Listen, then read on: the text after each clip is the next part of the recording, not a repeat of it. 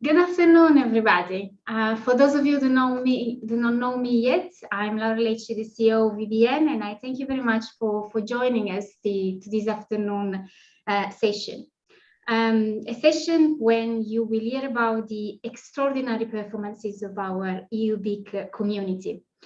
Extraordinary performances during extraordinary times. Not only about the pandemic, of course, but as well, we're living the urge of the need of greener, more sustainable, and more inclusive society. And during this challenging time, our community, our EU BICs, really lived up the promise to our 4 shared missions. Again, what they are: the regional sustainable economic development. We did see a big raise of supporting company in biotech, life science, clean technology, and energy.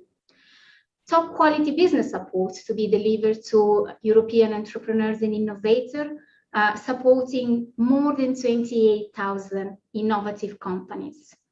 Supporting them to access to finance by attracting more than 1.2 billion in capital. And last but not least, scaling European innovation. Now, most of our members, I think more than the 80% of them, do support companies to explore new markets, to be ready to internationalize and go global.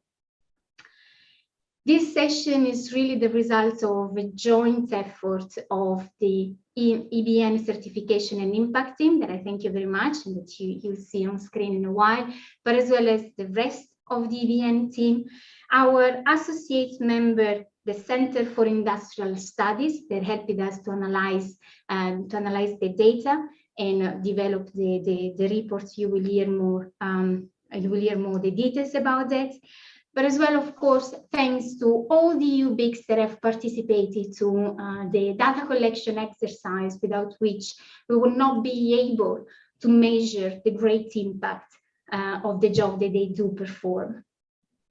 And of course, thanks as well to the members that have supported the development, that have contributed the development of the report. You will see some of them during the session. So here I really want to thank and nominate those that for one reason or another one you don't see on stage, but definitely you can find their stories and their initiatives within the report. The Technology Center Radek Kralove, SEI Extremadura, Startup Wageningen, Madrid Masde, Fundación BIT, Southeast BIC, Consorcio Arca, and the 4 EU BICs in the Basque area. After the session, you will have the chance to participate to a very interactive workshop to explore tools and trends. Just remember the title of the Congress is Emergent Future.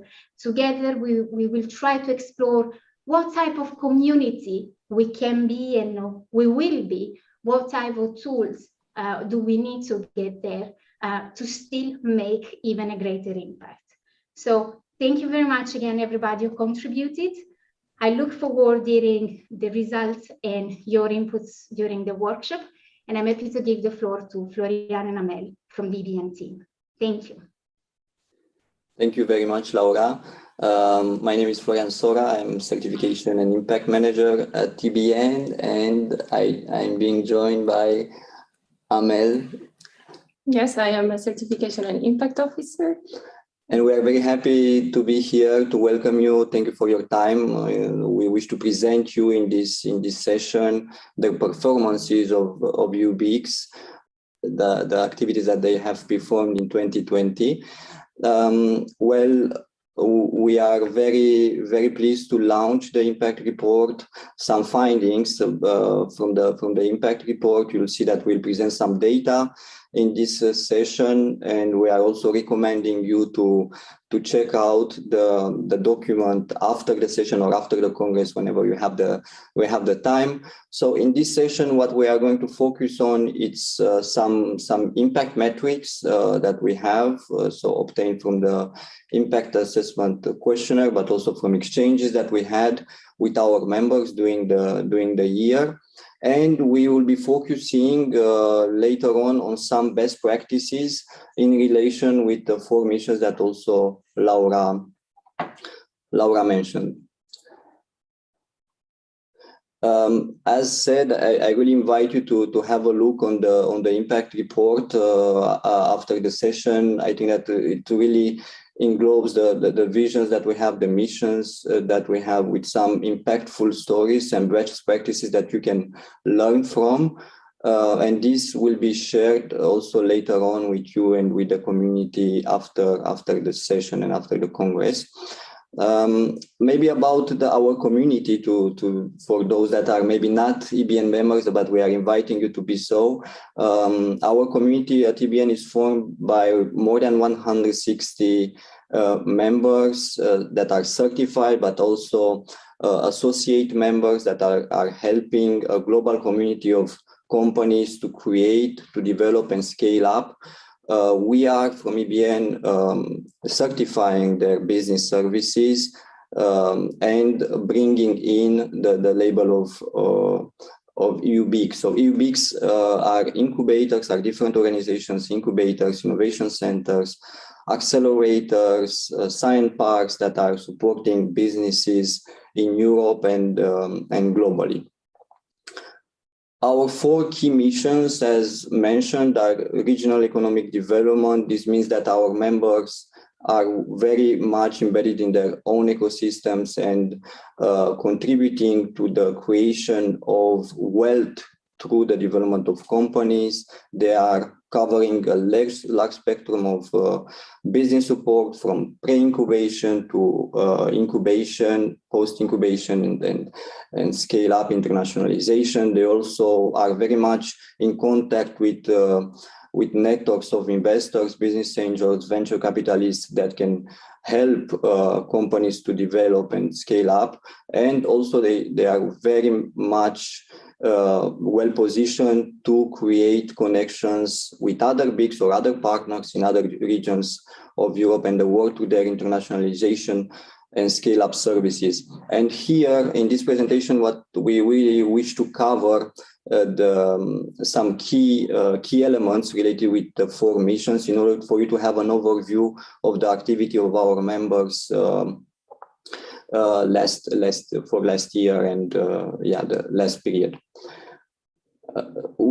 So I really invite you also to have a look on the best practice that we have. Around 15 members provided testimonials about their vision, about their strategy in the upcoming period, about the role of European Business Innovation Centers, and about what are the challenges, what are the stakes currently.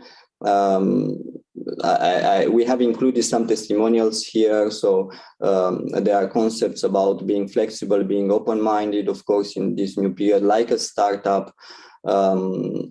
It's very important also to have the quality standard that is recognizing our services and that makes us a good partner for the regions. Of course, the EU BIC membership can support organizations widely to develop their international capacities and to develop their strategic partnerships in general. So getting more in depth on the first mission that is represented by the regional economic development, we can see that from the impact report that we have launched to the questionnaire that we have launched last year, we see that our members are quite diverse, different organizations that can support companies, but also help the regions to strategize, to be in contact for the regional innovation and entrepreneurship strategy, to be a good partner for open innovation programs and relation with corporates, and also partnerships related with research, and a privileged actor in relation with the government. So you see that we have business incubators, entrepreneurship center, development agencies, and so on. most of our members are coming from Spain, France, Italy, Belgium, but we are covering overall with our community 40 countries all over the world. The average staff size is 20 members, and most of our EU BICs have around 10, it depends, between 10 and 15 to 50 employees. And the overall income, it's between 500,000 euros and 2 million. It depends as well on the type of the organization. Also, our members are contributing to the job creation. We saw that last year, even during crisis, our members still delivered, were still an engine for the regional economic development, and they created more than 7,000 jobs. And they retained more than 24,000 jobs in 13,000 companies that they have supported. We are really proud about the survival rates as well. After 3 years, more than 80% of our members, for those members, the survival rate, it's above 80%, whereas the average at European Union, it's 58%. And our members also have incubation spaces where they are welcoming their companies, and the main sectors that are being tackled, you see there: ICT, environment, agriculture, biotechnology, but also art, energy and clean technology, AI, blockchain, and cybersecurity. But we see that our members have this flexibility of being in emergent trends, in emergent futures, and really adapting with their tools to new sectors, new companies, and new demandings that came across the regions. So in that sense, we are proud about the flexibility that our members had during this period. And with this, I would like to continue. We would like to continue the presentation with Amel telling you about the other missions that we have. Thank you, Florian, and good afternoon to everyone. We will now take a closer look to how our community of European innovation centers ensure quality business support. We are very proud to say that the vast majority of our members do cover all the stages, do provide services to businesses to all the stages of their entrepreneurial development, starting from stimulation services. In fact, we are very proud to say that our community has run more than 5,000 events promoting entrepreneurial spirit in their regions, involving more than 190,000 participants. Continuing with selection services, the most common services that they provide in this area is proof of business, access to funding, and proof of concept. Moving on to startup services, the main service provided has been coaching and mentoring. And most of our members do actually provide mentoring, which is a service that helps entrepreneurs developing their skills, their entrepreneurial skills. We have seen that our community in 2020 has provided more than 30,000 days of coaching and mentoring. And actually, to know more about best practices in this field, we invite you to read our impact report, and especially the feature on our member Madrid Masde.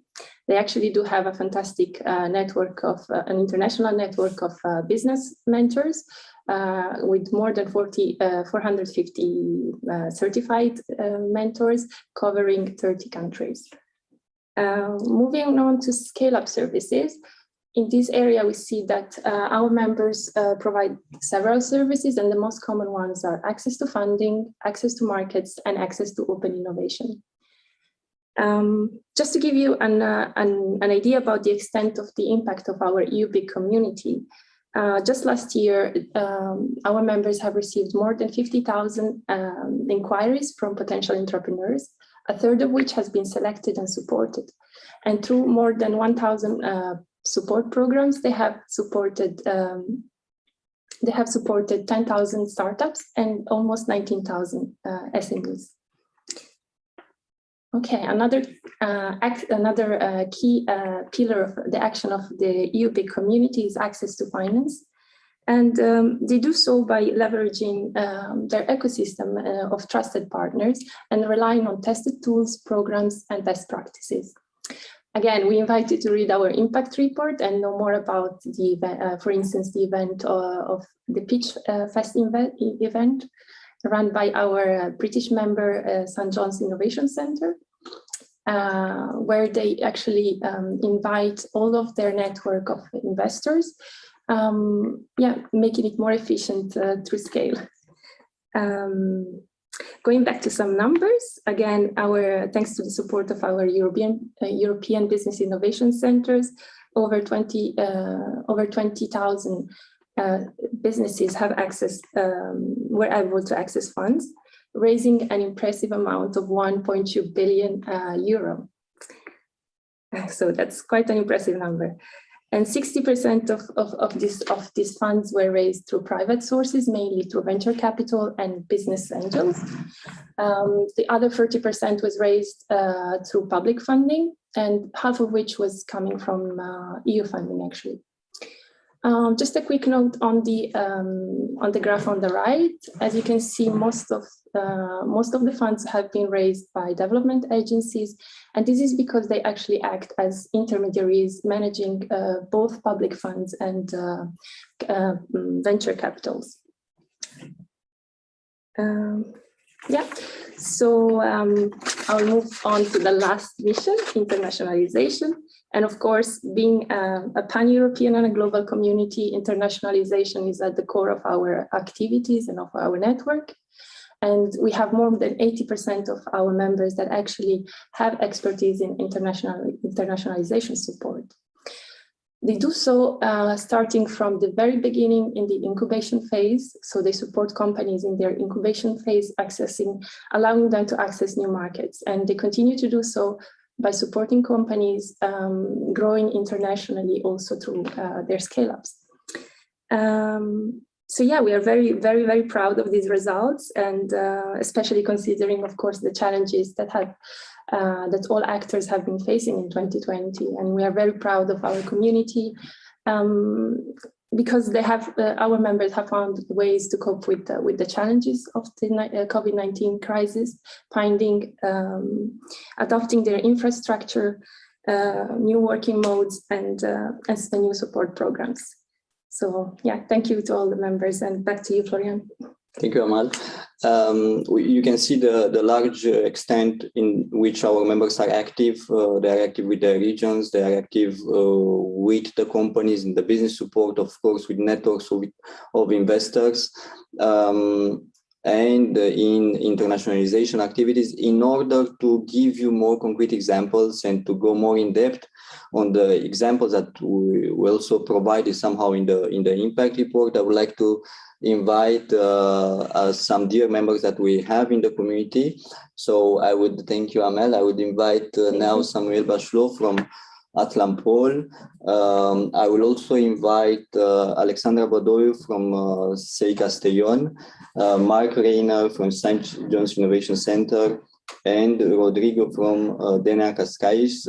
Welcome to everyone. Welcome, Samuel, and welcome to the colleagues that are now online. I think that you can all show your cameras now. Thank you for being here. Thank you for being able to exchange with our community and speaking about your experience and your programs that you have implemented locally. So in order to start this new session, I would say that it would be good that each one introduces himself or herself. I will start maybe with Samuel being present. So maybe we'll do a roundtable of quick presentations. Yeah. Yes, good afternoon, everybody. I'm Samuel Bachelot, and I'm working in Atlampol. Atlampol, it's based in France, in Nantes, so the northwest part of France. And Atlampol has been a member of EBN since 1998, so it's quite an old fellow member of EBN. Happy to have you here. We can continue with Alexandra. Hey, hello, how are you? I'm Alexandra from CEI Castellón. I'm a business advisor and also I'm handling like entrepreneurship programs here at CEI Castellón. We are dealing with strategic planning, financing, and business models.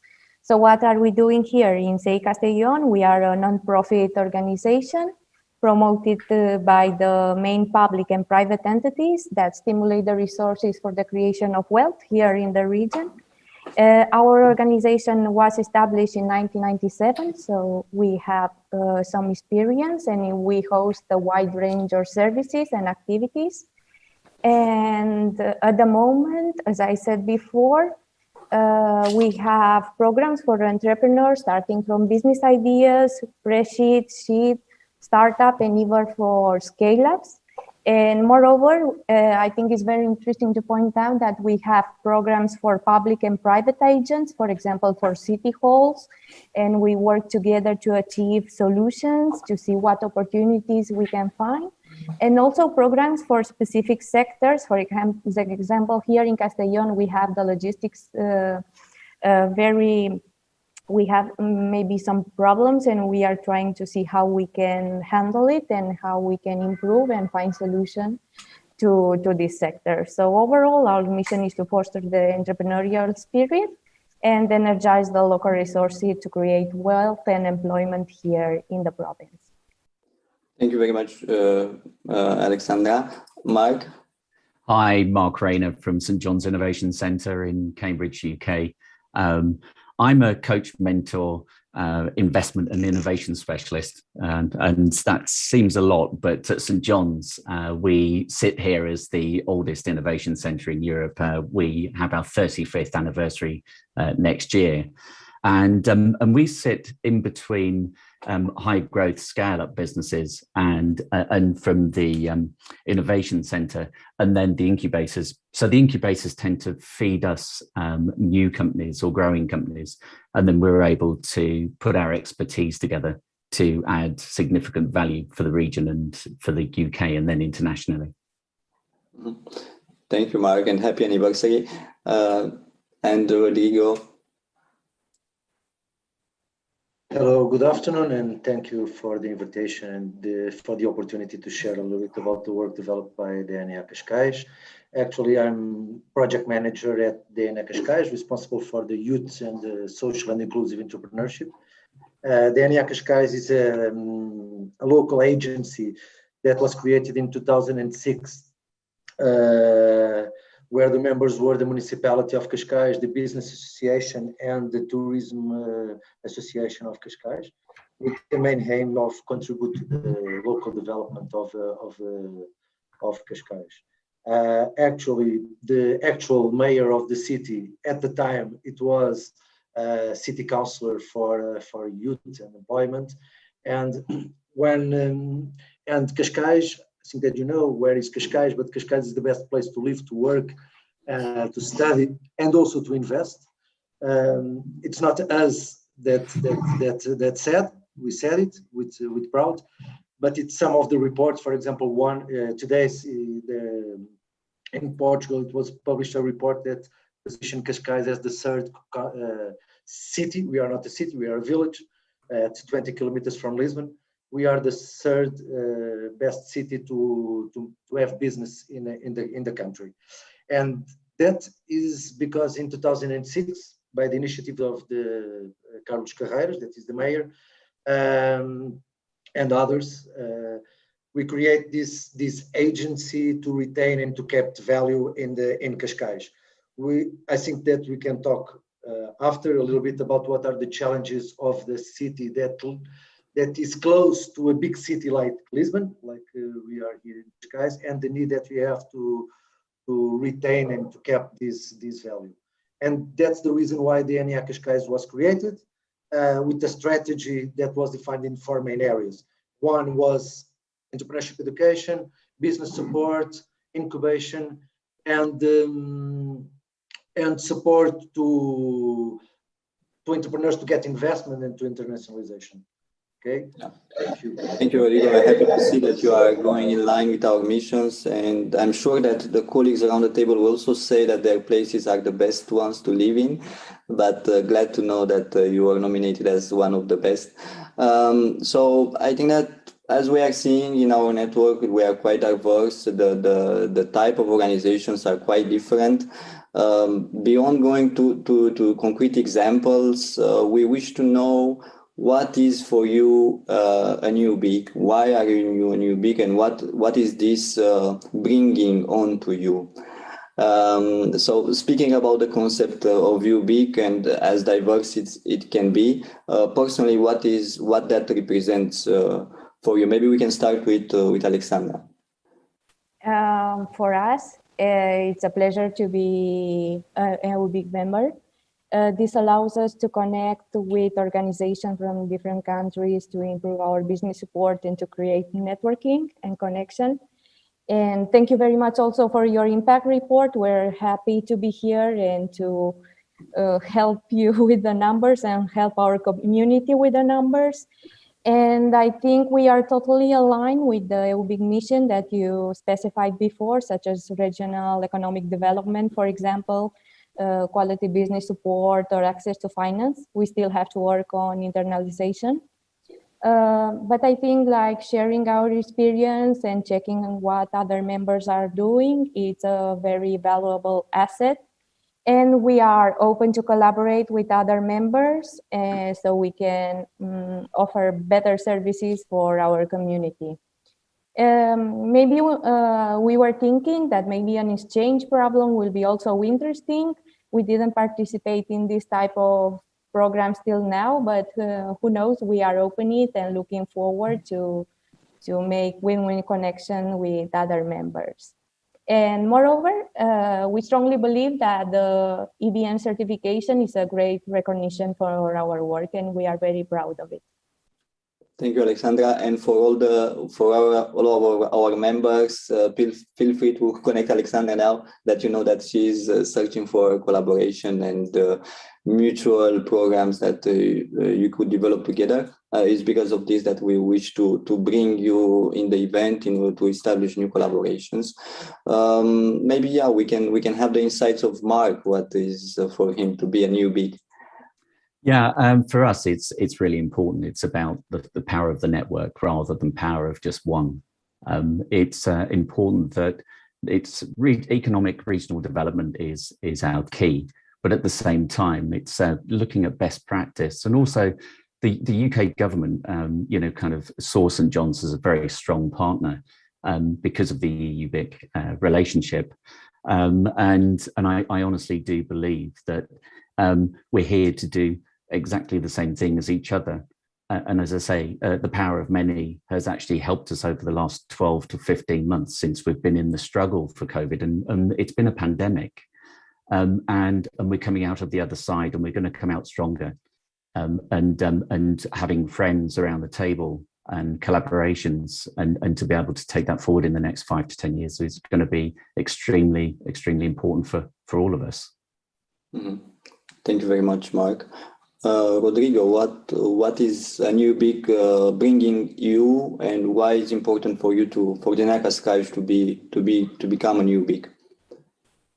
Okay, as I said, we live in the best place. We live in the best place. But to continue to be the best place to invest or to have business, it's important that you go out of your bubble, even that your bubble is the best one or not, or that you think that is the best one. So to be a UBIC for us, it's an opportunity to share, to learn, and to continue challenging ourselves to do better and to be part of a restrictive group of organizations that follow the same quality standards that, as you said before. So this is a responsibility for us. It's important in a certain way that it's like a label for our partners that gave us a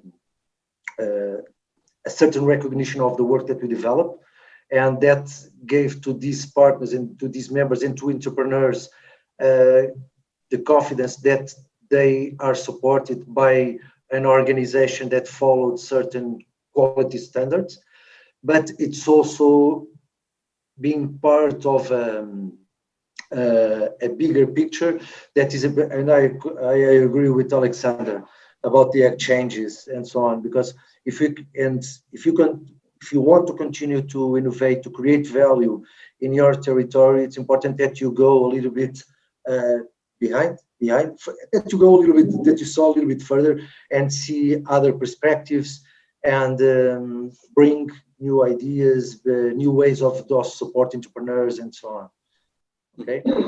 Thank you for these nice concepts about collaboration, the power of many, going outside your comfort zone, somehow exiting your bubble, maybe checking out new visions, new strategies, and new ways of doing business and showing services to companies.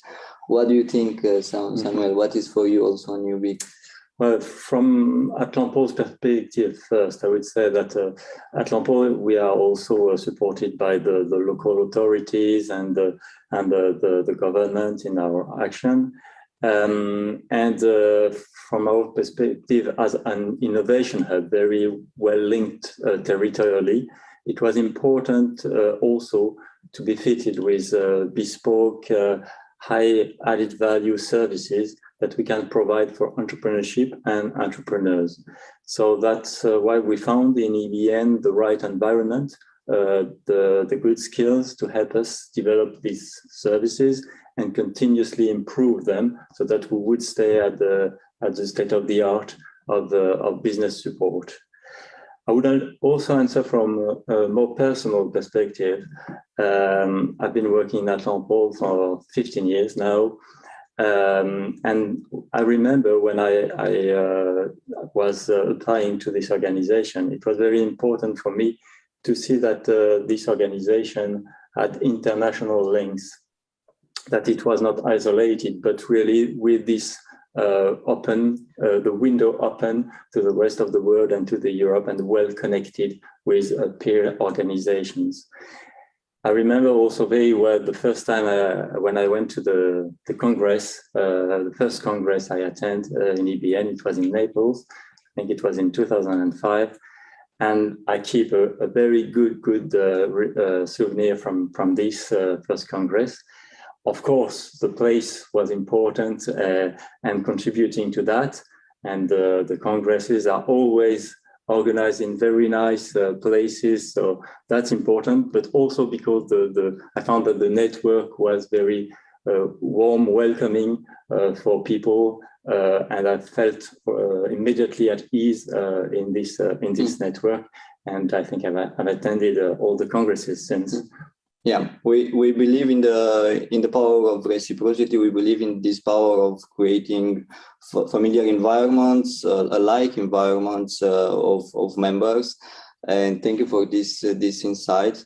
For sure, the UBICs through the connection, international connections that they have, they can make some impact locally. We are seeing this. You already mentioned some activities that you have. You already mentioned some operations that you have. Maybe if I'm asking you, what is bringing you a difference? How are you differentiating by being a newbie from the others? Could you maybe name some other services that you didn't mention until now? So maybe an overview about your main service that you have, and maybe you didn't include it initially. Would you like to add something else, or it's okay? Yeah, I'm happy to add a little bit more. Yes. In terms of St. John's, we have about 90 companies that are with us at any one time. We look after 200 companies above and beyond that, and they tend to be innovative companies looking to internationalize and in technologies that are going to make a difference in the future. And they find it a home and a comfort to be somewhere where they're getting real advice, key advice, and outreach to different partners that we have through the EU BIC network. Someone else would like to add about their services, their catchment area, their companies that they are supporting, types of sectors, before going more in depth on concrete examples? I could. Oh, Alexandra, please. Please, Alexandra. Go ahead. I will also like to add that as we are trying to support entrepreneurs and companies in each stage, so we also have like our own facilities. We have like a very nice and cozy co-working zone. So with some companies, we're starting from the early beginnings, and then we are seeing how they are growing, how they are going through our programs, and when they are bigger, they can even rent an office here. At the end, when they are maybe more than 50 people, then they have to go. We are still like very close to them and keep a very, very strong relation. So I think this is very great to be with the company to see how it's growing from the early beginning and be there. Thank you, Alexandra. Samuel? Yes, we are a multidisciplinary BIC, so we cover all types of activities. So it's really a bottom-up feed for projects and startups. But something which is, I think, particular is that we are able to support deep tech companies, and that is sometimes that requires first to understand what a deep tech company is and what are the specific aspects of that which impact the way how we can support them and help them, the time it needs, which is much longer also for this type of company, and have the right links for technical connection, understanding of what they are doing, and help them bringing that into a business. What is also difficult for an entrepreneur from this sector, from the deep tech, to become an entrepreneur in the future. So I think that's something very specific we have and we do in that program. Yeah, and we are seeing this. Thank you, Samuel. We are seeing the support that our members are bringing to disruptive, innovative companies are their key mission, I would say, also because our members are business innovation centers. So in their missions, they have sometimes they are supporting, of course, more than deep tech, but a proportion out of the companies that are being supported are related to this disruptive innovation and with technology. So we have around 90% of our members are supporting innovative and technological companies, and that's a good number to mention. Thank you very much. Do you wish to add something else, Rodrigo? Just one thing. We focus on companies that make money. Okay, that's one of the things. We are sector agnostic. We are not focused on tech or it's as we are connected with the municipality of Cascais. For sure that we follow certain clusters and some of strategical business areas that are important for the region. For example, the C cluster, smart cities. But in the NER, we support entrepreneurs. We support companies that make money. So we support not sexy companies, okay, but companies that create jobs and that contribute to the local development and the economical development of the territory. That's why the municipality in the beginning invested at the NER Cascais, because behind the NER Cascais and behind the most of the incubators, business centers and so on that are here, there's also a business plan. And we have our business plan. And in our business plan, we have our revenue model for sure. And one of that is based on the companies that are created, on the jobs that are created, and in the tax that they create when they sell and so on, and that is important for the territory, and that's why we focus, and we don't have shame or any problem to focus on that. We focus on everyone that wants to create a business in Cascais, that wants to create jobs in Cascais, but that at the end, and for sure there's all startups and companies and so on, but we really have a risk mitigation plan focused on companies that generate revenues in a short time period. Mm-hmm. Thank you very much, Rodrigo. Speaking about business support, concrete business support activities, I think that is the moment to get in depth. I'm aware about the time as well. We have 20 more minutes to cover your one concrete example that you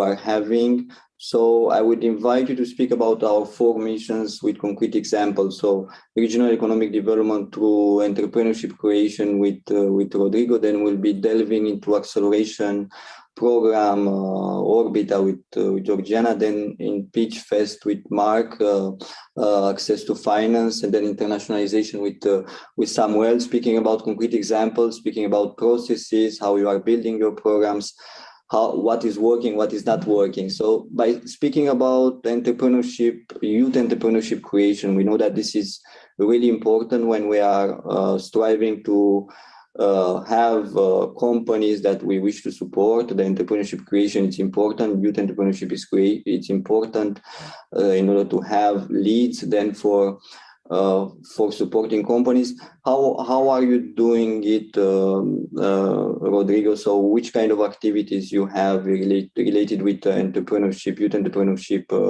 culture, Daniel Cascais? So when Daniel was created, the Youth Entrepreneurship and Entrepreneurship Education Project was one of the first programs that we started, and it's in the center of our ecosystem model that was designed. Usually, we said that okay, you can have the great idea, identify the great opportunity, you have money can have money to invest, a great business plan, but if you don't have the right competencies, you will not succeed in the market. And to succeed in the market, it's important that first of all, you understand the life cycle of the value creation cycle. That's one of the things. Then that you have the attitude and that you have the right competencies. So per year we involved in around 50 schools at the municipality. We involve 10,000 students per year from different school years, since 6 years old until they went to the university or before they entered to the labor market. And that's one of the things that you want, is that at least until they finish their studies, they had at least one experience of entrepreneurship education programs. Okay, schools are very important because you know how to read, you learn how to read, to count, to so on. But it's also important that you know how to create value. And that's how we work. And for that, we work with schools, work with teachers, and we work with students. You are speaking. Thank you, Rodrigo. You are speaking about being involved in more than 50 schools and supporting many thousand students. I just wish to ask you: it was always like this, or did you have also some challenges? Maybe you could mention the challenges that you had to tackle maybe in the process. Yes, there are 2 challenges. One is the actual challenge, because now we are in a one step forward. We don't want to work with programs. We want to create a culture of innovation. And at the moment, we don't want to create more programs inside of the schools because there's a lot of them. And what we felt is that we change, but we could change more if we start working on in this culture of innovation in all the school ecosystem, And when we talk about this, we talk about parents, we talk about school governance, we talk about teachers, non-teachers, staff, and so on. And that is our challenge in this moment. And in this moment, we, as Alexander said, we challenge ourselves and we design an international program and we create a network of entrepreneurial schools that intend to create innovative ecosystem inside of the school. One of the challenges, just to go straight to your question, there were 2 challenges. One is how you explain this to parents that are more focused on other things, are more focused on grades, finish the school, and so on, than into work on these competencies. So that's one of them. And the other one was how to explain this to teachers. Okay, so that's why since the beginning we started with the teachers training. We start training the teachers, involving the teachers, and the programs are developed by the DNA Cascais team, but in partnership with the teachers. Just to give you a short example of one project that we have, and I think that is a good connection between what is made in school, what is entrepreneurship, and the labor market. We have a program that is in partnership with Science for You. Science for You is the lead company in the toys market in Portugal, and I don't know if in Península Ibérica or not, but it's a toys scientific company, a big one.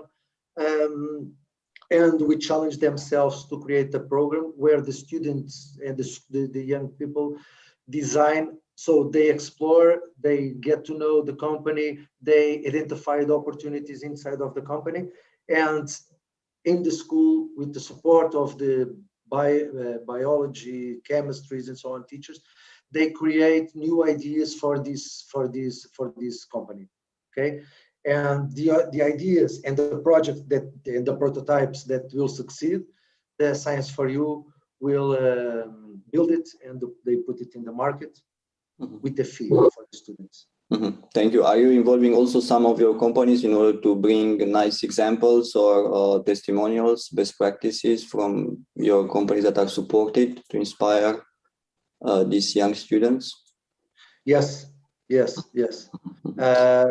of the things that we try to do, we always wanted, is that they go out of the schools to visit the incubator, not to visit the incubator because you learn how to visit and so on, but to interact, to be there, and to explore the companies that are there. One example, for example, it was a boot camp that we organized, where during 2 weeks the young people lived in the DNA Cascais incubator. They get to know the companies and the startups that were there. They studied the companies, they talked with entrepreneurs, they identified new possibilities and so on to improve that business, and then they present and so on to the startups. Thank you. Okay. Very interesting process of involving, speaking with teachers, speaking with companies, and also with students in order to create this entrepreneurship culture. Thank you very much, Rodrigo. Going forward, maybe on some acceleration programs, we know that CEI Castellón has a very interesting one that is functioning well at national level, and we actually also, if I understood well, at international level is started. Maybe Georgiana, you can walk us through briefly on the activities that you have on the acceleration program and which are the stakeholders that you are involving. Yes, we have the Orbita Accelerator program. It's a business acceleration program where we select like outstanding projects and we take them to a process of scalable and sustainable growth. We try to improve their access to funding, and our objective is to achieve these projects to consolidate their growth in this accelerator program. The acceleration program has 4 steps. The first step will be the detection of what will be the best companies for our program. We only choose 10 companies, but sometimes it's very difficult because we get a lot of application, and we are happy because this year we had application for 30 countries, so I think it's great. Then we do a personalized mentoring plan with the startups, because even we are doing a lot of webinars or courses with all of them. We think that is very interesting to have a personalized plan for each startup and see how we can apply all the methodologies, Lean, Scrum, Agile. And then in the third phase, we are trying to see how they can grow, how we can find suitable experts for them and see what we can do to help them. And in the last step, the scale, when we can already see results, we award 5 companies out of 10 with 20,000 euros in prize. So we have a total of 100,000 euros. So for the price, I think also we also, it's very important for them. And the price is equity free, which is very important also. So they don't have to give away nothing from their company. And they also get access to all the investors from our network in case they need maybe more finance. Overall, the survival rate of all the companies, we are now at the 3rd edition, is 90%. So we are very, very proud of it. And to give you some numbers, Orbita generated a turnover of more than 1,300,000 euros with a forecast for the end of this year to be around 6 million euros. And the selected projects, for example, from last year, already generated almost 60 direct jobs, because we are very focused to see how this can impact in our region and in our province.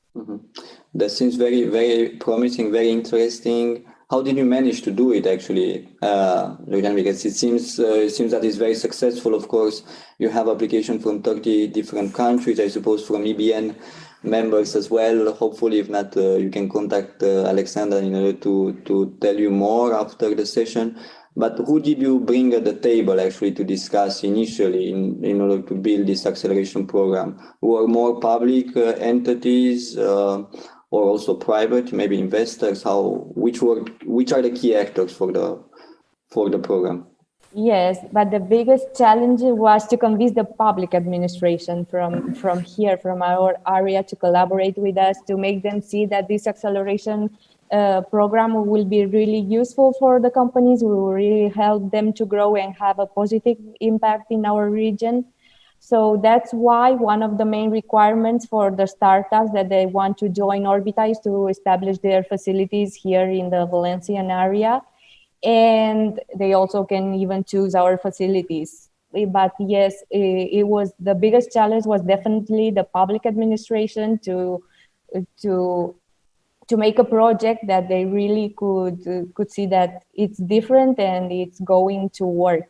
And also we had to convince companies that we are not just another acceleration program where they can say, oh my God, I'm losing the timing here, I didn't do anything. So more than the price that you might get at the end, you also have like a lot of things to work and to apply to your business and make it grow. Thank you very much, Alexander. If you need more information, I really invite you on tips on how to speak with public authorities, how to convince them that your work is effective. And it's worth investing in such programs. You can contact C. Castellon. Thank you.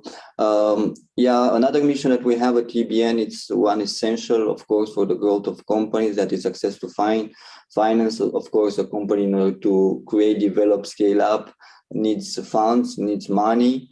And our members are very well positioned for doing this, being in contact with their own ecosystem, their own networks of business angels. So I will invite Mark to tell us more about their initiative Pitchfest. So Mark, if you could tell us a few words about this. Yeah, I certainly will do. Well, Pitchfest was born around about 2 to 3 years ago. And we held a Pitchfest where people would go through, and companies that were established would go through a program of learning how to pitch to investors. And it was a slightly a thing that we were doing, which morphed from having showcases of investors to actually a more focused approach. So, we picked 15 companies. They would go through 2 days of programs. And then on the 3rd day, they would take their pitch and get critiqued from investor groups, whether that be from angel investors, VCs, or private equity. And that grew very, very quickly to last year. We joined forces with Innovate UK, and this year we will have run 16 programs, 15 successful businesses in each program, and roughly about 60 to 70 people or companies apply to each Pitchfest. So the math is in the thousands of. The interesting thing is that we have to be very clear that we can do all of these things, but we're inside the legal framework for financial services. And therefore, we have to be clear when we're helping businesses that they're pitching and they're having critiqued their business plans. I'm an ex-venture capitalist. I spent 12 years listening to thousands of people trying to sell me their companies so I could actually put some money in and actually build things. And it's quite amazing to see how many investment readiness programs there are in the marketplace. But really, critical analysis by people who have been there, done it, and got the T-shirt is extremely important. And we're already with an EU BIC member. We're actually helping them through the process. So they're coming on to my next Pitchfest, will be next week. And what we want to do is we just want to share, what looks good, kind of how to critique companies. And lots of our companies would come into our program and go, that was really painful. But it taught us one thing. It taught us that, there's an investor at the other side, and we became clearer in our mission statement about what we needed to raise and where we were going with our business. And, in all, that program's raised about 50 million euros throughout the UK, and that will continue to build. And Pitchfest is nice because you can have different levels of Pitchfest. You can be a startup Pitchfest, you could be a mid-sized technology Pitchfest, you could be a scale-up Pitchfest. So the premises of just having one type of business, cookie cuttering, has long gone. And what we have to realize is probably last March, the world was in shock. The investment community was dead. It started changing in about July, September of last year, where we used media webinars to actually do pitch fests that had never been done before. And we found a number of things that were really, really good. Companies loved the face-to-face. Investors loved the virtual. We can get more investors around the table on day one if we do it that way.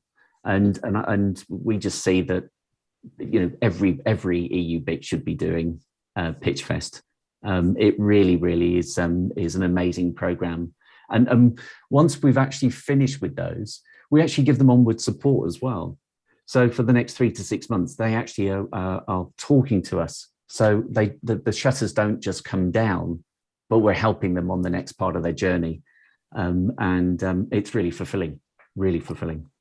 Thank you very much, Mark. I think that you covered the topic very well, and we are happy that we are already discussing with another UBIC in order to transfer your knowledge. And I would really invite our members to contact you if you agree as well, in order to assure best practices. Just that because we have not so many minutes left, I will maybe invite Samuel to tell us about also your internationalization activities, what is working, what was not working. I know that you tried different activities in the past, and what you came about now that is working for you. Yes, very, very briefly. So we have a program to support companies to go abroad, so to the internationalization. So mainly there are 3 main phases. First, prepare yourself, your business plan. Second, test your market in the countries where you want to go. And third, scale up and structure your organization. So what we do concretely is during the first phase of preparation with a group of 4 companies, we work on their own business plans. We also have an intelligent economic intelligence agency working with us to get the data they need to focus on the right countries and the right partnerships. So they do this job over a first period of 3 months, roughly. At the end of that, second phase is to test, because from France, from where they are, they have some ideas, they have hypotheses, but very often when they go in contact with the country, with the people, they see that they have to adapt that business model, to adapt their product, to adapt the price, to adapt the distribution, many things to be adapted. And that is something very important. So we help them go to the countries. There are different processes or opportunities. And then structure, which is also something very key. That means to raise money, then to find the people and the right people to join the team for the international development. And there are also many opportunities to find the people for that. And there are also many operational aspects to be very carefully looked at. Logistics, for example, how to organize that. I have plenty of examples of people who wanted to go to the US. They went there once and came back to France saying, we are not ready. We were not ready, although we had raised 1 million euro from an investment fund. That was not sufficient. We were not ready. We hadn't put the logistics in place to be able to go so far. So that's something very key. And that's why we support them all the way along. What's key is maintain a very tailored services for each business, very focused on going quick to the foreign markets. Where is it going to be easier to sell quickly to their markets? And of course, in the difficult times of COVID, some of them had big difficulties because it was not possible to travel, not possible to export their products, etc. So that was a tough times we had also to deal with for the past months. Thank you very much, Manuel. Thank you very much to everyone. I think that maybe we can take one or two questions from the audience. I see that we have a question from David Ulir. If I can see it, maybe for Alexandra. What is your experience in regards to the international participants to your acceleration program? Do they stay in your region? You mentioned maybe that you are, the public authority wishes this, or they move elsewhere afterwards. How is it working for you? They have to stay here. It's mandatory to establish here.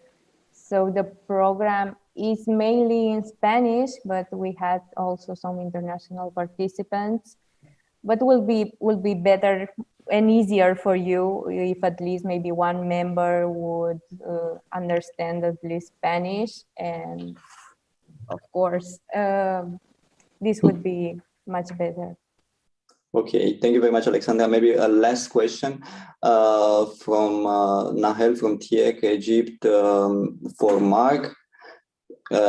Maybe difficult question and easy in the same time. Could you do a training for other BICs on how to organize the Pitchfest, or which are the steps? Would you think that would be feasible, Mark? Yes, it would be. I think the interesting thing that we're seeing is that not just the training, but coming to one of our Pitchfests and going through the program as as an observer, and that will actually help a significant amount as well. So very happy with that. We heard that. Thank you, Mark.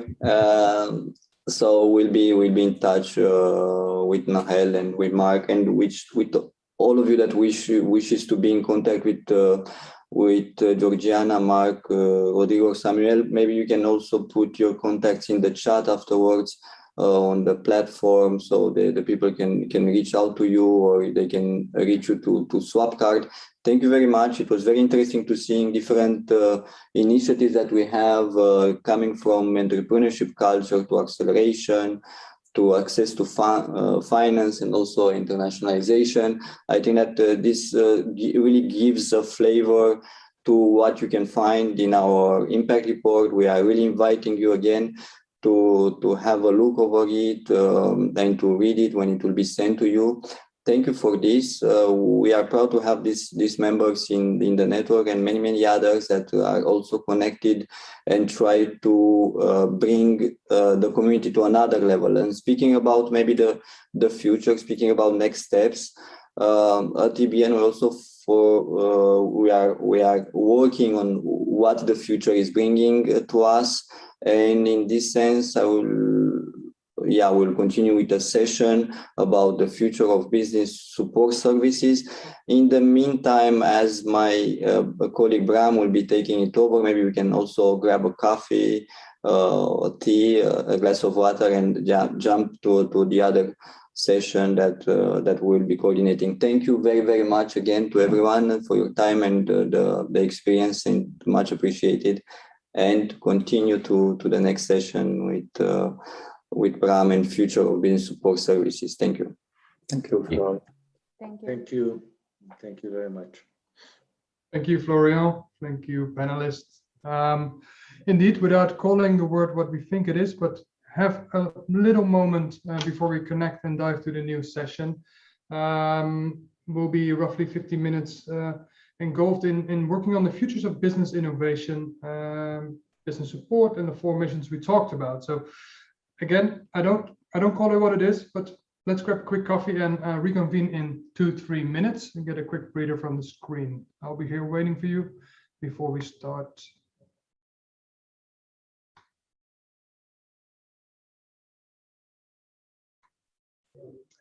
Okay, perfect. I hear a lot of rumble. We have a select few guests here on site, and there's a lot of discussion going on after the launch of the impact report. Good to know what we did last year in 2019, cumulative 2019-2020. This session will focus on what the futures are. We will build on the 4 mission commitments of the UBIC community, and we'll dive in deeper into the futures frequency, what lies ahead of us, and keep in mind not only what we've achieved so far and what's happening and what's going well, but also what's ahead of us. Think about the digital sustainable twin transition. Think about multiple trends. We'll talk about them. We'll talk about also how they affect basically our work and our impact, which we have on our regions, which we have on the entrepreneurs, which we have on the SMEs, and which we have on innovation in terms of the effect and impact of innovation on society. I will speed up. We are slightly behind, so I will try to do this in 45 minutes. And later on, after that, I will be joined by 4 colleagues, distinct colleagues of the certification committee, members of the network, who will be happy to dive into the collective insights which we gathered from basically during the session and help us formulate a vision. Without further ado, let me share my screen.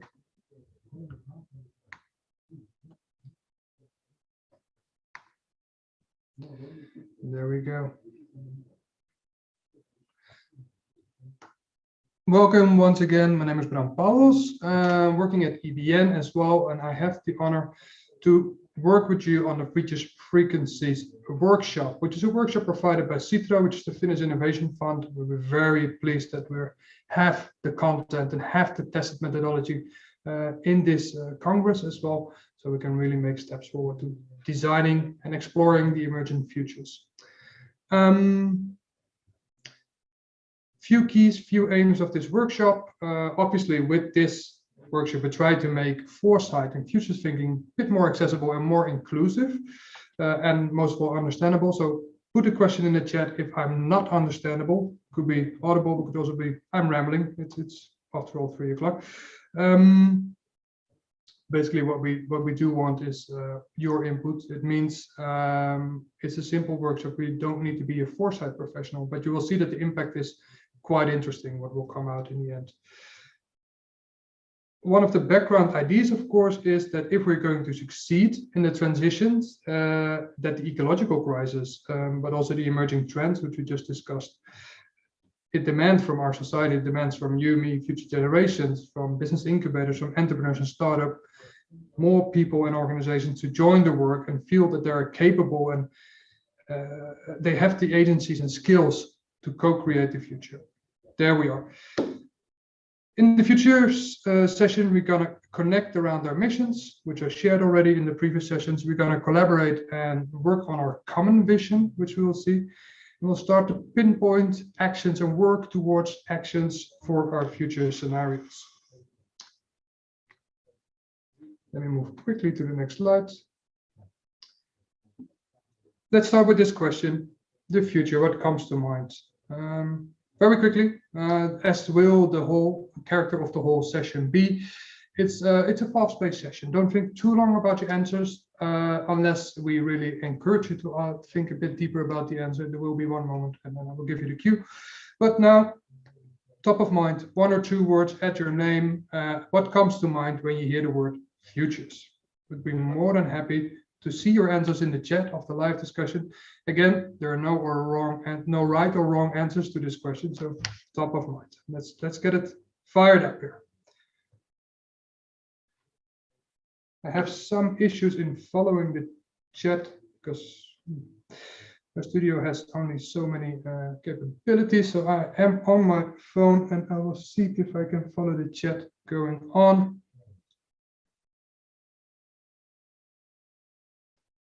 It's good to see some answers coming in.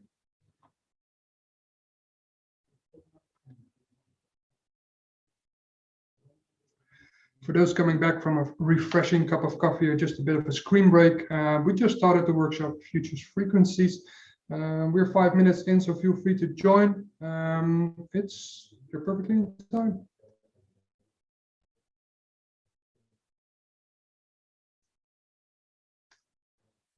Okay, great to see what's going on in the live discussion. Let's move on. I unfortunately can't delve into it that deeply, but it's good to see that there's some traction going on in the chat. Let's talk about the future. We have different perception of what the future is. For the sake of this workshop, we'll consider the future in 2050. Why 2050? It's 3 decades along the road. It will give us just enough distance and cut loose from the restrictions of the present, basically. Besides that, it's a tested methodology. 3 decades apparently gives us enough stability and sense of our actual current state, but also gives us enough distance to start thinking about realistic futures. 2050 it is. Let me try to give you a first takeaway of the session, the 3.5%. I hope you're familiar with it. There is a sense of cynicism sometimes about how much impact one individual or small group can have. I think specifically for our community, which is oftentimes situated in regions that are developing, that is a widening, that is not everything is in place, and we have to do it from the ground up. With success, we did it before. And we heard the many examples from our members today in the Entrepreneurship Impact Report just recently. To quote anthropologist Margaret Mead, some are familiar with her, never doubt that a small group of thoughtful, committed citizens can change the world. Indeed, it's the only thing that ever has. There we go, the 3.5% rule. I told you about the first takeaway, and we have seen plenty of examples in the world, for the good and for the bad, where small groups of people actually delivered quite some change to what's going on in our future and our realities, major changes in society. One example, the so-called 3.5%, which is derived from research done in non-violent civil movements. They basically found out, and I found it quite shocking, that when 3.5% of citizens join a movement, it succeeds in its goals and major political change happens. 3.5%. Here's your takeaway. I'll let you ponder on that. We move forward in this workshop. We're getting close to some interaction again. Yet first, today's working methods. What we're using Miro and Swapcard. I will ask my colleague to put the link to Swapcard in the chat. The link to Miro, excuse me, some chat messages, never do those things at the same time. So you can join me on the collaborative board on Miro. Further on, we will be in Swapcard, where we'll have moderated group discussions, short group discussions led by experts from within the certification, EU BIC certification committee of EBN and EU BIC certificates. We'll have 4 groups. It's a familiar number, probably. It's indeed group 1 will be regional sustainable economic development. Group 2 will be quality business support. Group 3 will be access to finance. And group 4 will be scaling European innovation and internationalization effort. More on that later. The workshop is quite fast-paced, so don't get stuck along the exercises. I will ask you at one point to put a post-it on timeline in the Miro board. Don't think too much. It's not an academic exercise, and we're also not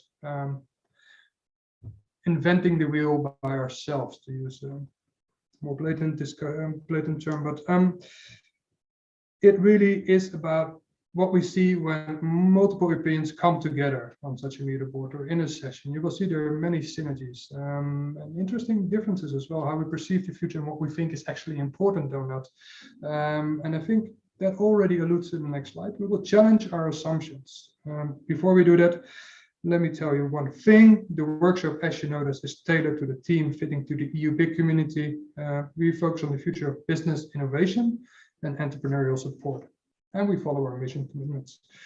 That said, of course, we hope it's inspiring as well for non-members and other actors of the innovation ecosystem. We very much encourage you to partake in this exercise as well, as we're all part of the same ecosystem. Now, moving on to the next slide.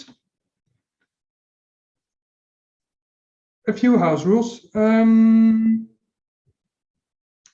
Together we will take steps from thinking to doing. I would encourage you to be especially nice to each other. Always, but in this session as well. We share personal stories. So in the chat, perceptions, etc. So join the discussions, use normal language, be present. Maybe now is the time to have that sip, lean back a bit on your chair and really commit to the session. Close your other browsers. I will do the same, promise. And let's be constructive. You don't have to agree, but let's discuss openly. Now, let's move into the working mode. How is this gonna work? I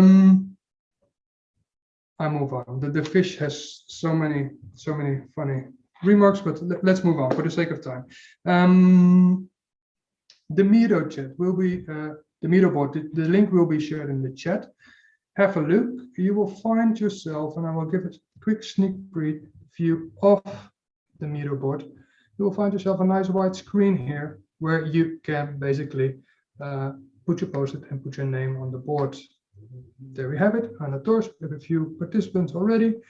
So we already moving around. Feel free to put a post-it all the way on the left of the board. So if you zoom out, there we go. Move a bit to the left. It's not at the timeline, but a bit more to the left. Snoop around on the board. There's enough to discover. We'll go through it as we progress in the workshop.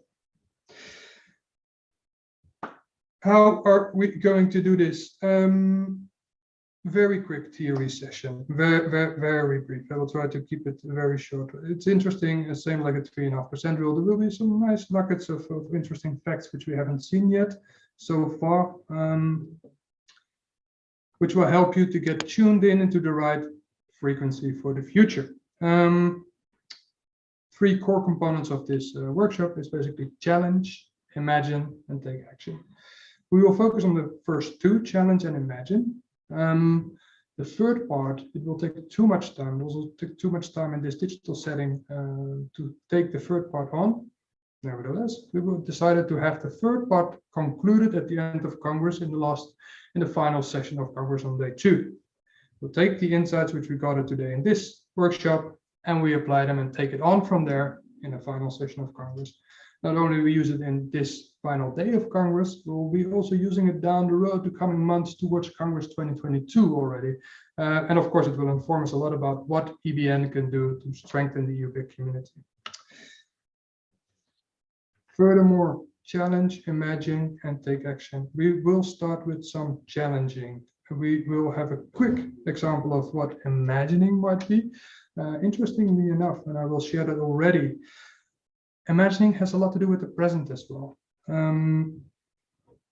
Looking back, our capability to remember greatly determines our capability to imagine. More about that later. Let's move on.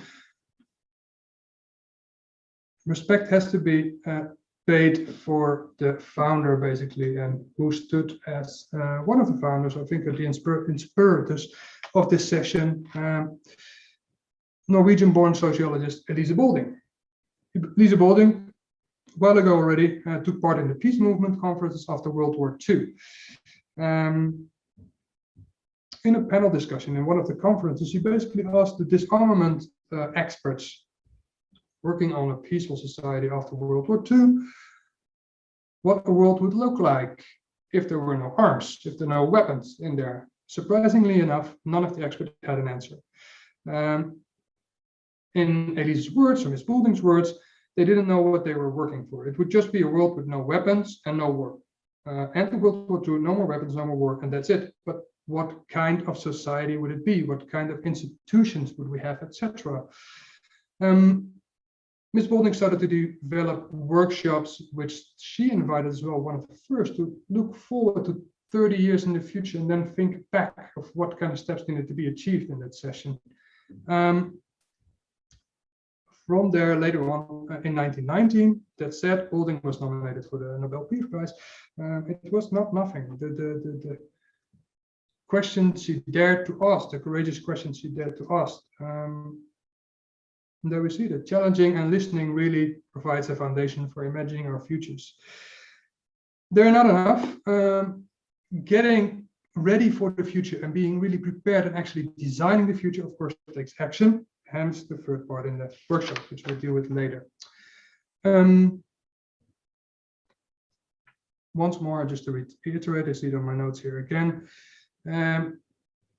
Challenging our assumptions is not easy. We actually stumbled upon many good examples during Congress already on the first day. They're built on certain perceptions of the future, oftentimes very personal individual perceptions of what the future might be or what it might bring. It is tough to challenge that and to imagine a better tomorrow, to move on from that. This requires some sort of psychological sense of security, which we have.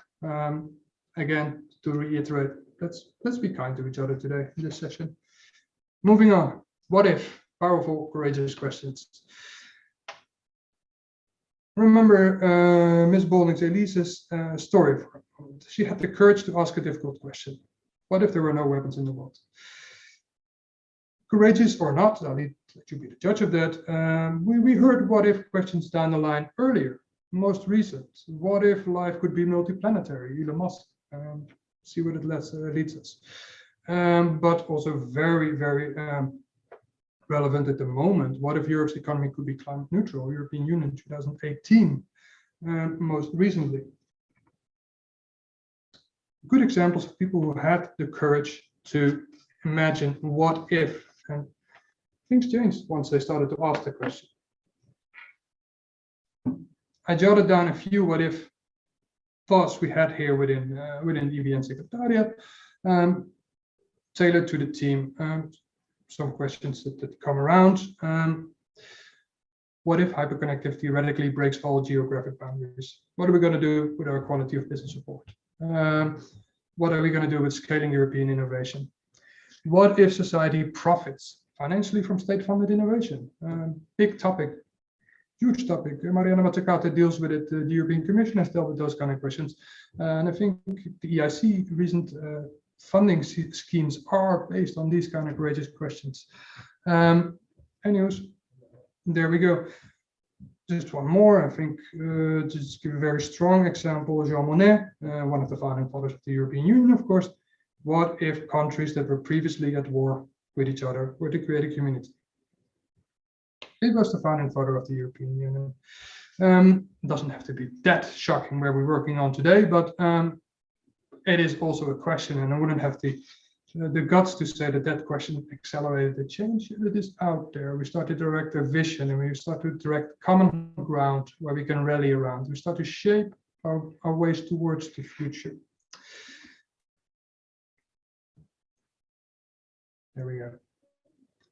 Let's tune into the futures frequency. We can start working on our what if question ourselves. We can do that on the meter board. I will give you a quick moment for those who haven't received a link yet. It is in the chat to the meter board. I invite you. It's an anonymous. You can do that anonymous or not. You can put in your name, whatever you prefer. We go to the what if section. This is interesting feedback already. What if banks stop financing enterprises and public EU states, regions, etc. stop funding enterprises? Good question. Could very well be. We'll see that later. We're oftentimes surprised and stuck with our own periphery of vision, which we have of the future. We'll see that actually the cone is much wider. Many interesting questions. Well, we're looking forward to get back to that later. Again, we'll be joined later by certification committee members who will help you and those in designing the common question and the common vision for the future. So we'll join us in 20 minutes. We'll have to rush a bit. Futures thinking. There we go. You might have noticed it's not a typo, it's futures, and we think in plural version of the future in this section. There's no single track that we're on. I think it becomes more and more clear.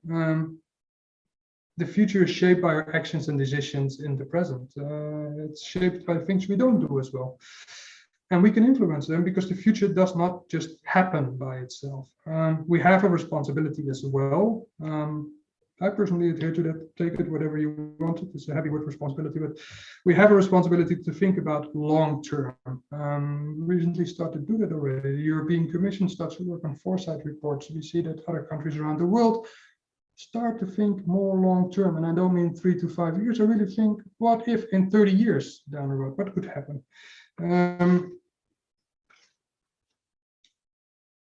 To do this, we start to help design the generations of the future, of course, the generations to come. We cannot only focus on the present. We know that we must act so that the future is better and not worse than now. Let's apply that to the field that is closest to us, the circle of influence. We have the field of business innovation and the entrepreneurial innovation ecosystem we operate in the database.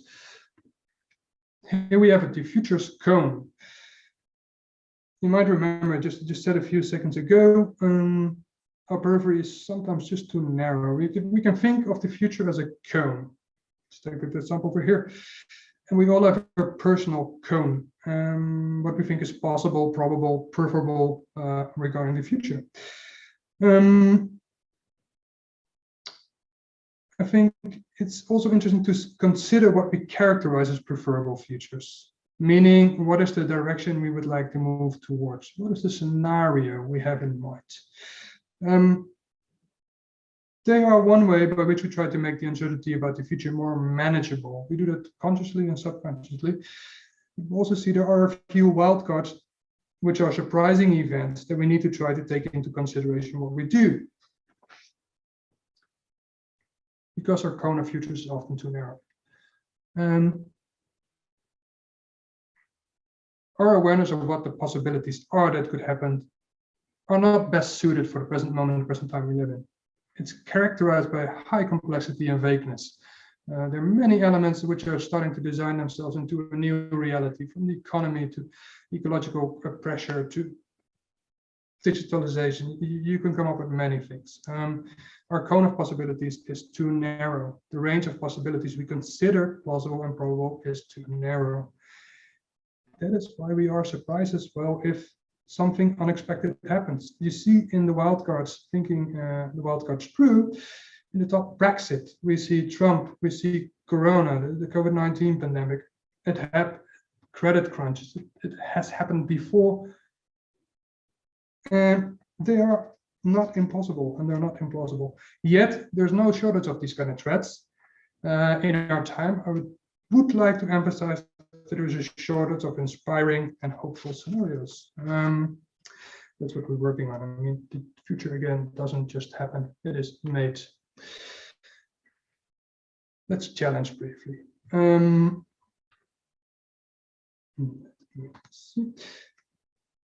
Remember the 3 steps. We focus on the first 2. We challenge and we imagine. We start with challenging at the moment. Why? Our thoughts about the future guide our actions in the present. It's simply clear. If we fail to challenge our perspectives and assumptions, or if we fail to challenge the thoughts and ideas of a small group of people, we may end up in a future that does not reflect our values. Our thoughts about the future guide our actions in the present. It's that simple. Fun fact, here it is. It is a French artist from the 1901.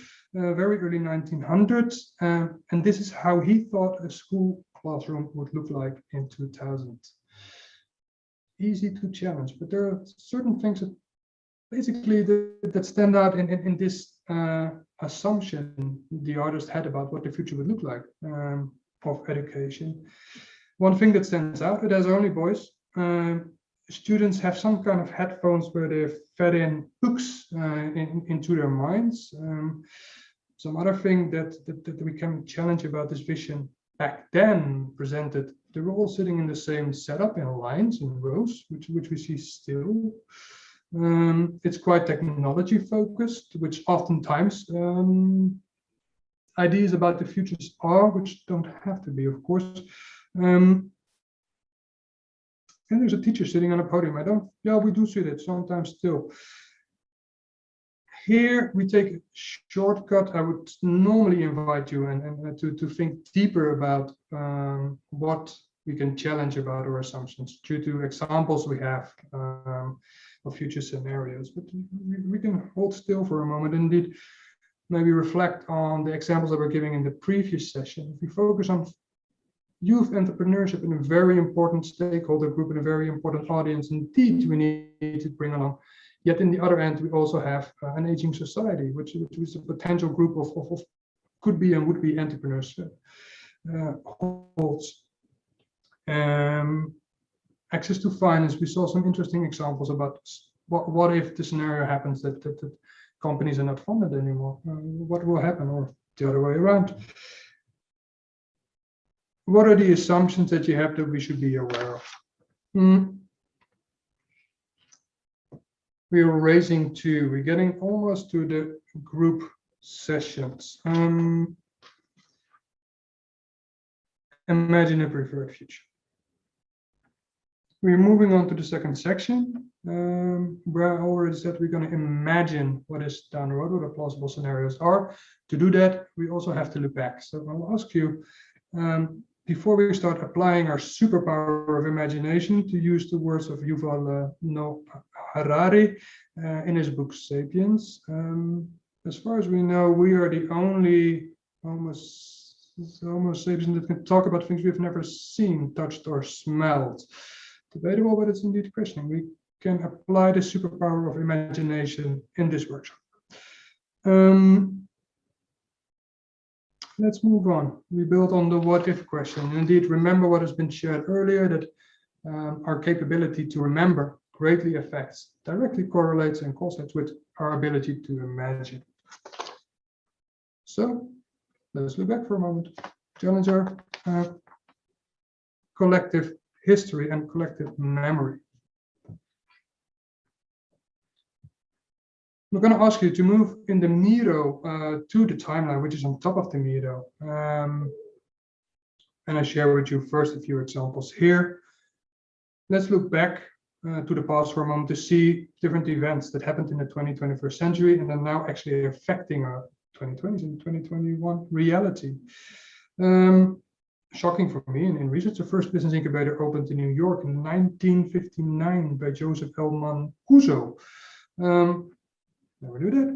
Interesting fact, take it what you leave it. What we do see, of course, is that the fifth wave of innovation, the Schumpeterian long waves of innovation, reached its peak 2016, characterized by the massive amount of internet users that came to rise. From 1990 to 2016, the amount of internet users grew from 2.3 million to 3.4 billion. Yet we also look further beyond 2020, future trends, which are shaping possibly our scenarios. Relational power is strengthening, technology is infusing with everything. The population is aging and diversifying. The economy is still seeking direction, and ecological restructuring is a matter of urgency. Now, how we will proceed. Did I go too fast? I did go too fast. I want you to contribute, if you feel like it, to our timeline in the Miro chat. There we go. Quite some contributions again. Indeed, major events. Let's see, because I think that I hear my supporter across the room. Yeah. Hi guys. Yes. There we go. Indeed, the EU BICs entered the screen. 1984, the EU came up with the BIC concept. Interesting interesting. Let's keep that going while I'll chat you through the rest. We're moving towards our collective vision on the future. 7 minutes ago. How will we present? 1, 2, and 3. Again, we're going to focus on the first 3. I would like to invite you to visualize individually to see what a possible direction for the future could be. I would like to emphasize that we're focusing on 4 groups, 4 mission statements of the BIC community. So pick one of the missions that is closest to you, which could be either regional economic sustainable development, it could be access to finance, it could be that you want to focus on the future of quality business support, it could be that you want to focus on internationalization support measures or internationalization efforts that will be done by the community. Pick one of the 4 areas, and we'll come back to that later in a second. We share and discuss, and we find a common direction, and that's indeed why our guests are joining in the room. But first, before we go there,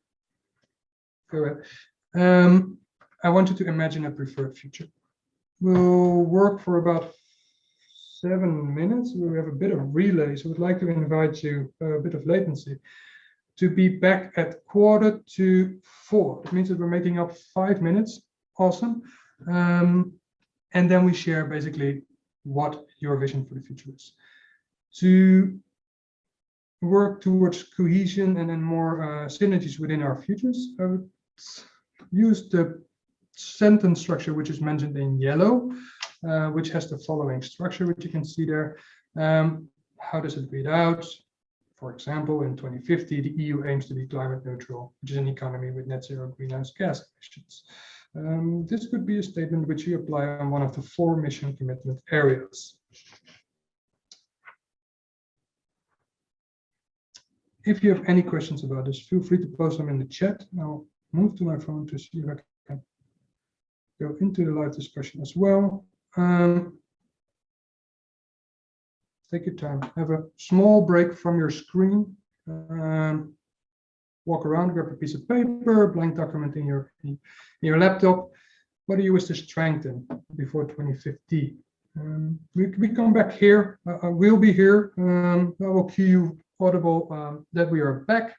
Stay close to your computer, and then we'll convene in 7 minutes. That is 3:45 we get back. Looking forward to see your visions.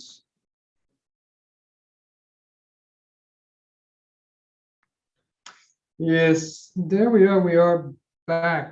Joined by Anna Tos from Boston Technology Park, BPNT, short. What we do here today, I will actually move out of the screen in a moment and let Anna do her moderation. If all went well, you started to develop your idea of what a future scenario could look like. Started to think of, let me go back to the chat what we're doing. You formulated some thoughts about what 2050 could be for one of the 4 mission areas. I would like now to invite you to start posting your vision statement in the Miro board. As you will see in the blue areas, you have 4 different areas, 1, 2, 3, 4. They each stand for their mission, which is also mentioned there. Anna will be moderating, and very happy to see her. She will be moderating group 4 on scaling European innovation. What is the idea? Just to iterate again, be nice to each other. We will start discussing about what is common, what is different, what are some of the more proverbial scenarios that we're heading in. What is your vision of a future scenario? And to honor the tough task, basically to come and make one soup out of this, or pasta, or one dish. That's one dish. It's going to be a dish. So there I step out of the number. We're perfectly fine. And we will come up with a concise vision. Once again, this vision we will take with us towards the end of Congress, 2nd day, and even to our future actions in the of EBN Secretariat and the Newbie community. So I would really like to stress out, please join me and join Anna and join the other moderators who are kindly with us. In the studio opposite of me, I see David O'Leary, who will be working on regional economic development, supported by João Carvalho. We have Luca Capra and Concepcion Ramos, 2 other members, who will be your moderator in the other groups. Where are the groups? Go out of the Miro board, go back to the swap card environment, where basically you're watching us here in this fishbowl of a studio. Supported by Edouard. Perfect. Thanks. Go down the screen, scroll down, and you'll find the 4 action group chats. The visions should be shared and with support of the moderator in those group chats. There we go. For me, now it's time to switch to the group chats. Yes, indeed. Again, group 1, David O'Leary, regional economic development. Group 2, quality business support, by Luca Capra, Ludovic Trentino Lupo, access to finance by Concepcion Ramos, and 4, here we are, scaling European innovation. I will quickly disconnect and hand the camera to a colleague in 1 moment, and we'll be back with you in the group chats. What happens after? We have 20 minutes of discussion in the group chats, and we will hear from the moderators what the common vision will be. So that will be 4:10. We reconvene here in the main room at 4:10. See you on the other side.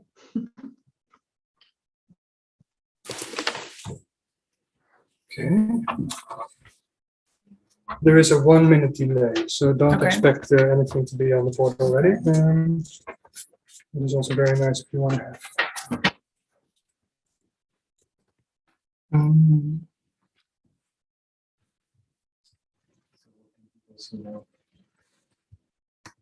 You have to switch your camera.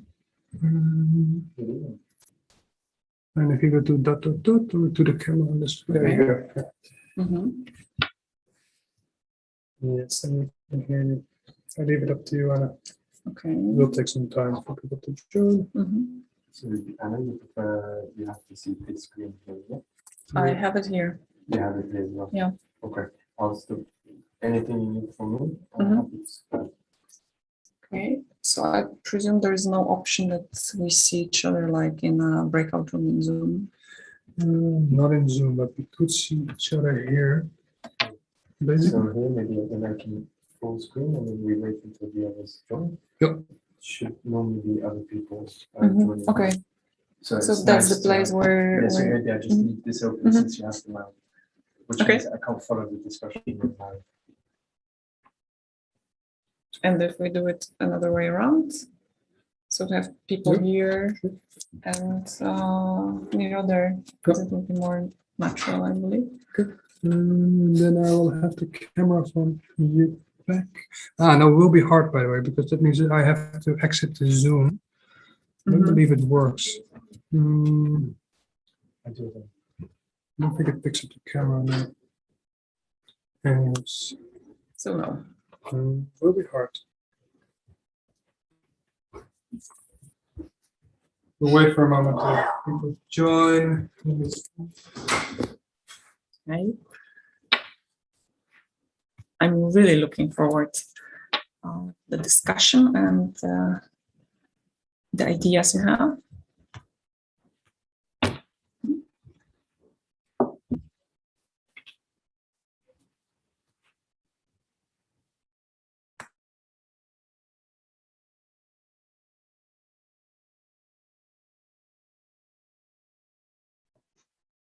And we're back in the main room. It takes a minute for the moderators to join us. So bear with us for a moment. I hope you had engaging conversations. We certainly have. Absolutely. And the Miro board was a lively place as well. We were still debating actually with the three of us what a common vision is. Especially in the terms of internationalization, scaling European innovation. 2015 will be, for sure, I think, a boundary environment where we operate or where companies operate. and arguing from our perspective that opens a lot in terms of business support, we touch on many processes, processes, technology transfer. There was a conversation on two levels. First was I mentioned the business support institutions and their mindset and their development of their offer based on one-stop shop idea, but going not one, but probably 2 steps further. So having this mindset of internationalizing companies, so linking business support institutions, linking their offer, giving them the bigger, the wider offer to their companies. And on the other hand, what we focused a lot was discussing how running business will look like in 2050. So what became pretty obvious pretty soon was that we are going to work remotely, and it brings a lot of possibilities to new businesses, mostly because the business processes will be able to, how to say it nicely? Well, let's sugarcoat it. So basically the point was that companies will scale up because they will have access to resources like human resources, ideas, technologies from all over the world. And well, the discussion was way longer and more complex, but I would say that was those were the main 2 things. Probably vision has to be clarified and put into nice wording, but you can also see post-its on Miro board, so that gives a bigger and full information or full vision of what we were discussing. Thank you, Anna. Indeed, well, we actually took a stab at it already. We shared our vision. I was sorry, there's a lot of coordination going on. One of the groups is a bit delayed, but is joining us right now. And I think indeed to sum up the discussion which we had here in the group is knowing one key or having a trend that points us in a direction of the future immediately opens up for another question. And is this a desired direction we want to go in? And if you ask that question, then the whole Pandora's box opens. I think we'll continue the discussion later. We will also continue to write it on the Miro board. Let's hear if we can bring in some other session moderators. I will stop sharing my screen. I see that Luca is connected. I see that Concepcion is there. If you are ready, I would kindly ask you to turn on your camera. Luca, perhaps we can start with you. Now, stop the screen sharing and let's see. Perfect.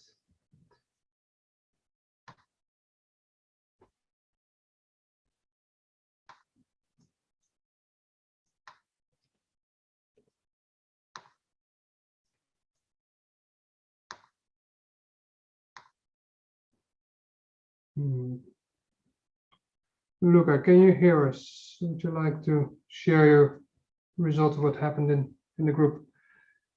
Starting with unmuting.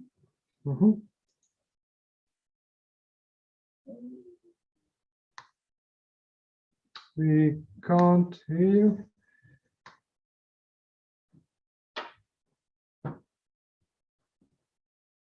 Okay, can you hear me now? Perfect, thank you, Luca. Yes.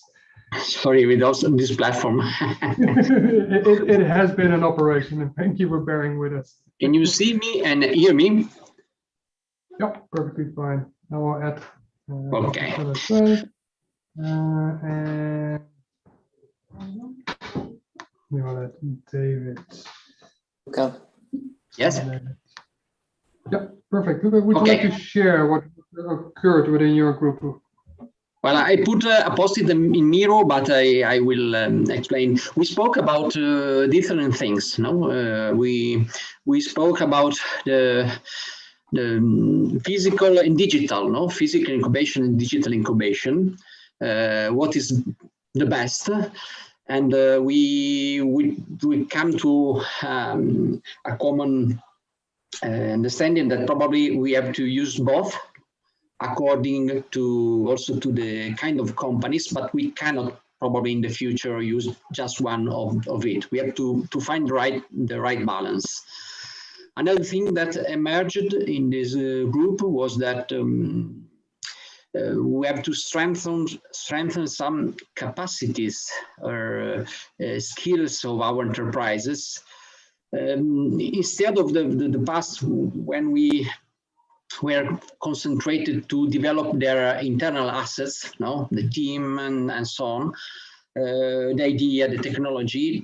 What emerged in the group was the support to these companies to deal with in the networks, to deal with other companies, to deal with startups, with SME, with operations teams, to deal with investors, to build strong networks. So the importance of develop networks, and I would say outward expertise.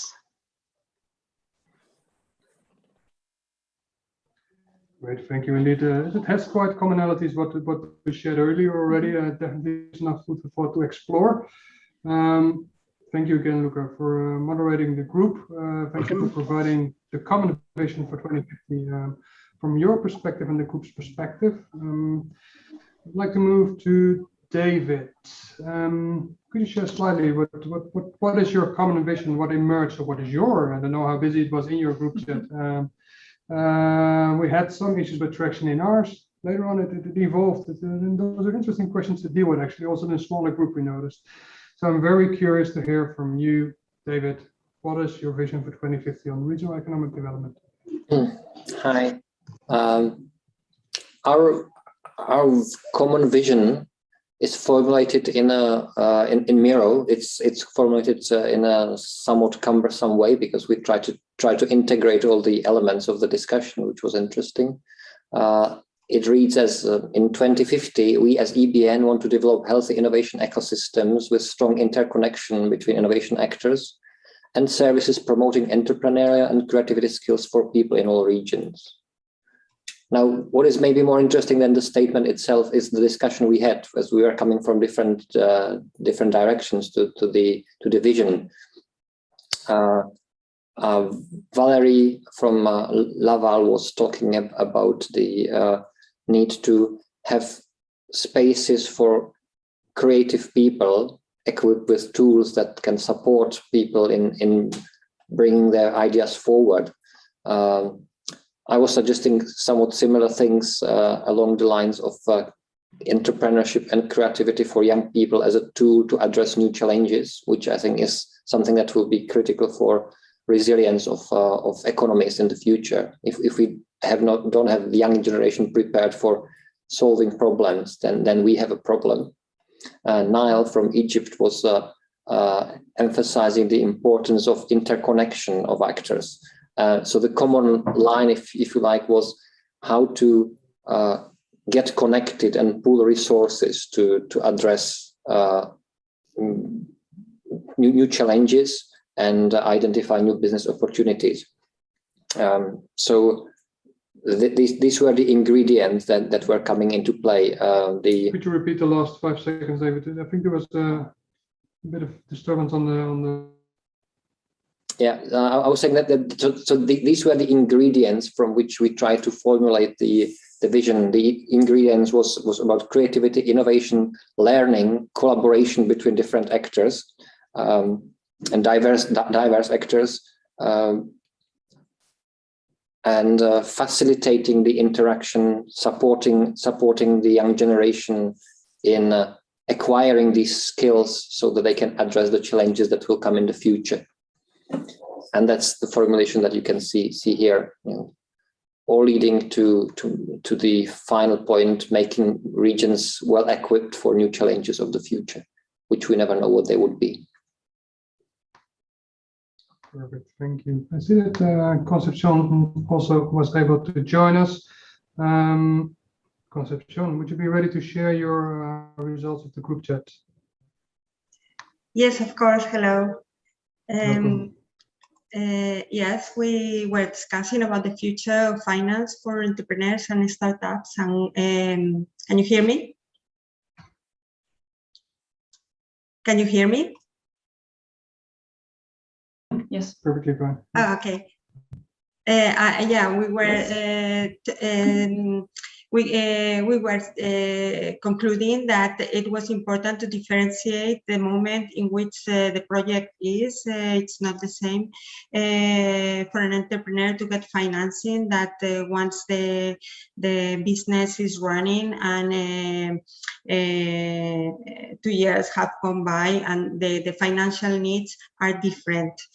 Some of the ideas that we came up with for the future in financing were the need to reduce the amount of bureaucracy that businesses have to go through to get their funds.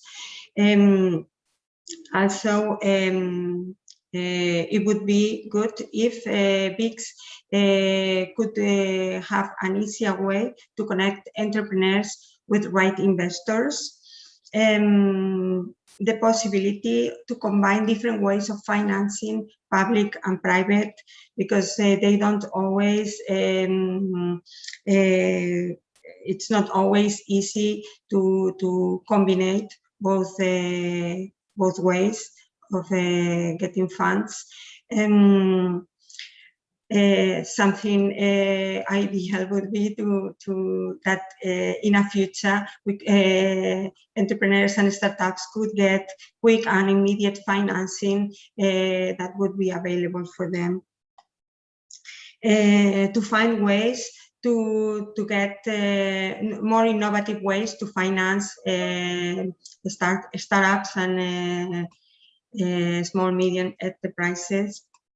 Other ideas that came up to have a greatly increased number of business angels that would be easier to find and to contact with for viable projects. And also another idea was that social businesses could have an easier access to finance. That's, I think that's more or less the things we covered and we talked about. Thank you, Concepcion. Thank you once again, David, Luca, Anna with me today as well. And all participants of the session, I think we really discovered that it is tough to imagine where we want to head in the future and to really detach from where we are and what we see on the road. Just to reiterate, I think it's very crucial. It's important as a community we come together and we start designing a common vision about where we want to go before we put into action. To move away from daydreaming and possible nightmare, let's put it like that. We continue the conversation here. I must say thank you once again. We have Jean-David Malot, Director of ISMEA, the European Innovation Council, already addressing the audience in the live stream. I would invite you to stay for another 15 minutes to hear Mr. Malot's call. For now, conclude. Thank you very much and have a very nice evening. Thank you. Bye. Thank you.